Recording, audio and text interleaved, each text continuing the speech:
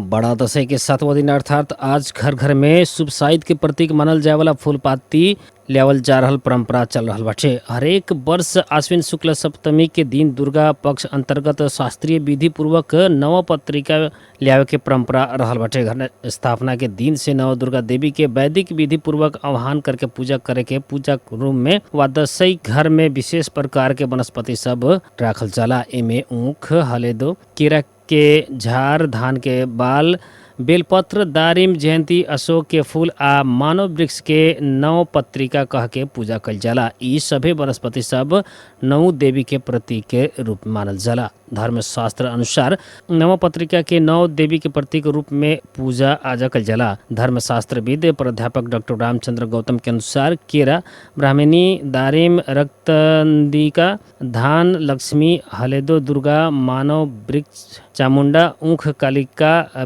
बेलपत्र शिवा, अशोक शोक रहिता आ जयंती कार्तिकी देवी के प्रतीक बाणी। ई देवी सबके नव दुर्गा के सहायक के रूप में पूजा कल जाला। नेपाल पंचांग निर्णायक विकास समिति के अध्यक्ष प्राध्यापक श्री कृष्ण अधिकारी से दिहल जानकारी अनुसार फूल पाती वितरियावे के कौनो शुभ साहित्य की आवश्यकता ना पड़ेला। बारा में पबनी त्योहार नजीक अइला पर चोरी की घटना भी बढ़े लागल बाटे। बीतल रात जिला के 3 जगह में चोरी के घटना घटल बाटे, जौना से स्थानीय बासिंदा सब त्रसित बनल बाटे। कलई उपमहानगर पालिका वार्ड नंबर 10 स्थित मटियरवा में रहल श्रीपति ज्वेलर्स में अज्ञात समूह से चोरी कल गेल बाटे। दुकान के संचालक बिरजू शाह सोनार के अनुसार चोर सब दुकान से करीब 23 लाख रुपया बराबर के धनमाल चोरी कल बाटे।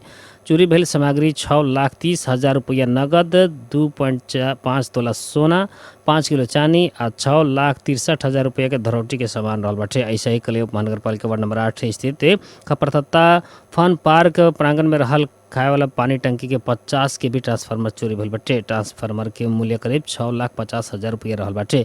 जाना में 11,000 वोल्टेज के करंट सप्लाई कल गेल रहे। वार्ड नंबर 8 के अध्यक्ष रंजीत चौरसिया के अनुसार खाए वाला पानी के उक्त ट्रांसफार्मर निजी स्वामित्व में रहल रहे। दूसर घटना 12 के जितपुर सिमरा उपमहानगर पालिका वार्ड नंबर 2 स्थित शांता श्रेष्ठ के घर में चोरी भेल बाटे। चोरी के ऐसन घटना सबसे जिलावासी सब चिंतित बनल बाटे।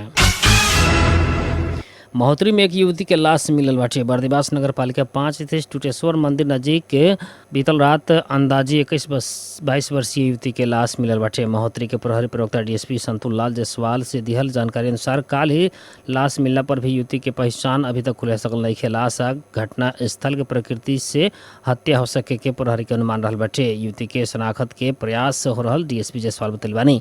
अभी लड़की के लाश के पोस्टमार्टम के खातिर बर्दिवास अस्पताल में राखल गई बाटे। घटना के विषय में था अनुसंधान कर रहल जिला प्रहरी कार्यालय महोत्तरी जानकारी दिले बा।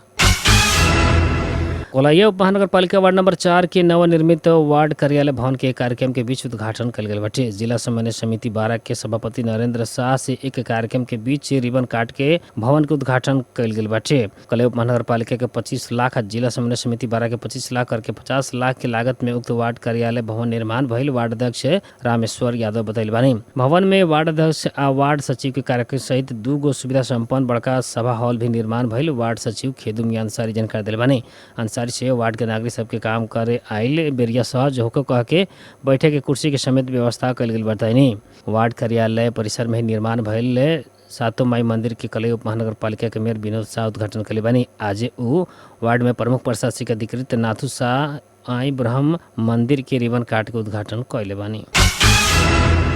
सशस्त्र प्रहरी पर्सा हुंडी के रकम सहित एक भारतीय नागरिक के पकड़ाव कैले बाटे। बीरगंज वार्ड नंबर 16 भंसार मेन गेट में सशस्त्र प्रहरी नायब परीक्षक सूरज रिजाल के नेतृत्व में खटल टोली चेक जांच करे के क्रम में भारत से नेपाल के तरफ आ रहल BR05 AM 2664 नंबर के स्कूटर के शंका लाग के चेक जांच कैले पर भारी मात्रा में अवैध रकम मिलल बाटे। प्रहरी स्कूटर में सवार भारत के पूर्वी चंपारण रक्सौल नगर पंचायत नागा रोड के 58 वर्षीय अनिल कुमार रुंगटा के नियंत्रण में लेले बाटे। रुंगटा के झोरा से स्रोत न खुलल नेपाली रुपया 3,53,000 अप्रतिबंधित भारतीय रुपया 500 के दर के 17,500 मिलल। सशस्त्र प्रहरी प्रवक्ता डीएसपी नरेंद्र सिंह धामी जानकारी दिले बानी। नियंत्रण में लिहल उनका सहित 1,50,000 मूल्य के स्कूटर बरामद कैल गेल रकम बीरगंज भंसार कार्यालय में बुझाल गेल बाटे। बीरगंज महानगर पालिका वार्ड नंबर 15 भिसवा के संजय सराफ के 23 वर्षीय पत्नी गीतांजलि कुमारी के शंकास्पद स्थिति में मृत्यु भइल बाटे। गीतांजलि के नैहर पक्ष उनका के पति लगायत परिवारजन सब मारपीट करके हत्या कैले आरोप लगैले बानी। यह मंगल के सवेरे 6:57 में भारत बिहार राज्य के रामनगर स्थित नैहर भइल गीतांजलि अपन मामा के बेटी संगे वीडियो कॉल करत बेरिया पति संजय सराफ मारपीट कईल दृश्य देखल गईल माथी पक्ष के दाबी रहल बाटे। एने संजय सराफ सोमवार के रात ही गीतांजलि आत्महत्या कईल कहत मंगर के सवेरे 11 बजे जानकारी करैले रहे। गीतांजलि के लाश के है जल्दी नारायणी अस्पताल में पहुंचा के परीक्षण करा के माइती पक्ष के जानकारी ही न देके दाह संस्कार के तैयारी कैले रहे, लेकिन नैहर पक्ष के आगमन बाद दाह संस्कार रोकल गईल रहे आ लाश फिर नारायणी अस्पताल के सब गृह में राखल गईल बाटे। माइती पक्ष गीतांजलि के मृत्यु के आत्महत्या न होकर हत्या भइल दावी करत चेहरा में देखल चोट से घटना शंकास्पद भइल कहत आपत्ति जनैले बाटे। सोनार समाज के अगुवा सभी समेत प्रहरी गहन अनुसंधान न करके दाह संस्कार के अनुमति दिहल प्रति प्रश्न उठैले बाटे। लोग गीतांजलि के नैहर पक्ष उनकर मृत्यु में संलग्न रहल आरोप लगावत काल जिला प्रहरी कार्यालय परसा में कीटानी जाहिरी दिले बानी, लेकिन प्रहरी अभी तक जाहिरी देता कैले नखे। गीतांजलि के करीब 22 महीना पहले हिंदू परंपरा अनुसार विवाह भइल रहे आ उनकर 7 महीने के बेटी भी बाड़ी। नैहर पक्ष से शंकास्पद मृत्यु बारे अनुसंधान मांग कैले बाद गीतांजलि के पति संजय सराफ आ उनकर परिवार के अन्य सदस्य सब फरार रहल बानी। घटना के विस्तृत अनुसंधान न भइले तक लाश के अंतिम संस्कार रोकल गईल बाटे आ घटना के छानबीन जारी रहल बाटे। घनघोर वर्षा संगे आयल बाढ़ के कारण प्रभावित तथा विस्थापित भइल 480 परिवार के राजदेवी नगर पालिका से राहत सामग्री वितरण कर गईल बाटे। काल गौर नर्सिंग कैंपस में आयोजित कार्यक्रम में असल छिमेकी कास्की पोखरा के सहयोग में सुतकेरी महिला तथा बाढ़ पीड़ित परिवार के राहत सामग्री प्रदान कल गई। राजदेवी नगर पालिका वार्ड नंबर 1, 3, 5 के सुतकेरी महिला सब आ वार्ड नंबर 6 तथा 9 के बाढ़ पीड़ित परिवार के राहत प्रदान कल गई रहे।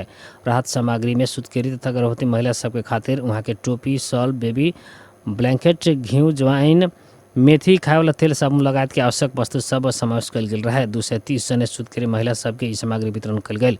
ऐसे ही बाढ़ पीड़ित 250 परिवार के चावल, दाल, नून, चिवड़ा, चीनी, सोयाबीन, चियापत्ती, toothpaste, toothbrush, sanitary pad, blanket, तिरपाल, प्लास्टिक के मैट जैसन राहत सामग्री वितरण कल गई। नगर पालिका के प्रमुख प्रशासनिक अधिकृत प्रलव कायस्थ जानकारी देनी। राहत वितरण कार्यक्रम के संबोधन कर नगर प्रमुख भिखारी प्रसाद यादव बाढ़ से सर्वाधिक क्षति किसान सबके बेहोरे के कहत किसान सबके उचित मुआवजा के खातिर प्रतिबद्धता जननी, साथ ही स्थानीय संस्था के सहयोग में सभी प्रभावित परिवार के राहत व्यवस्थापन कराल जाए कह के जानकारी दिले बानी। बाढ़ पीड़ित आ डुबान से तहस नहस बनावल बीपीरास मार्ग बिहान से सवारी साधन संचालन में आवेला बाटे। पूर्वी नेपाल के सबसे ज़्यादा महत्वपूर्ण रणनीतिक सड़क बीपी राजमार्ग तहस नहस भइल है। बिहान सवेरे 10 बजे से सहज रूप में गाड़ी चलावे वाला करके निर्माण कार्य अंतिम चरण में पुगल भौतिक पूर्वाधार मंत्रालय के सचिव केशव शर्मा बतैले बानी।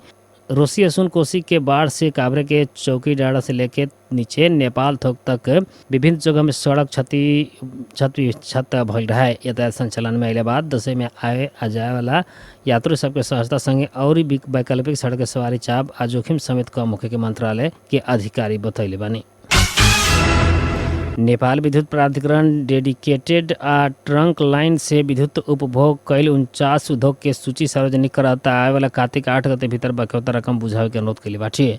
तोकल गई समय अवधि भीतर महसूल न बुझाले में कानून बमोजी महसूल ऊपर करे के चेतावनी समेत विद्युतीय प्राधिकरण दिले बाटे। इससे पहले प्राधिकरण बकौता तेरेला अनुरोध कैले रहे, लेकिन कुछ उद्योग सब बिजली प्रयोग कैले बापत के बिल न दिहल कहत महसूल तिरे के मानल न रहे। प्राधिकरण से आज गोरखापत्र दैनिक में सूचना प्रकाशन करके बकौता महसूल न बुझाइल उद्योग सब के नाम आ उ लोग के गणना सीट अनुसार बुझावे के थप दस्तूर सहित के बाकी रकम समेत सार्वजनिक करके बकौता बुझावेला कहले बाटे। राष्ट्रपति रामचंद्र पौडेल सार्वजनिक सेवा प्रसारण संबंधी कानून के संशोधन एकीकरण करेला बनल विधेयक प्रमाणीकरण कैले बानी।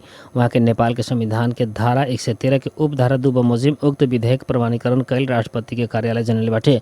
उक्त विधेयक संघीय संसद के दोनों सदन से पारित करके प्रमाणीकरण के खातिर राष्ट्रपति कार्यालय समक्ष प्रस्तुत कैले रहनी। भारत के औद्योगिक जगत के चर्चित हस्ती रतन टाटा के निधन भइल बाटे। 86 वर्ष की उम्र में मुंबई में रतन टाटा के बीतल रात निधन भइल बाटे। इससे पहले सोमवार के उनका के स्वास्थ्य परीक्षण के खातिर अस्पताल भरना करावल गई रहे।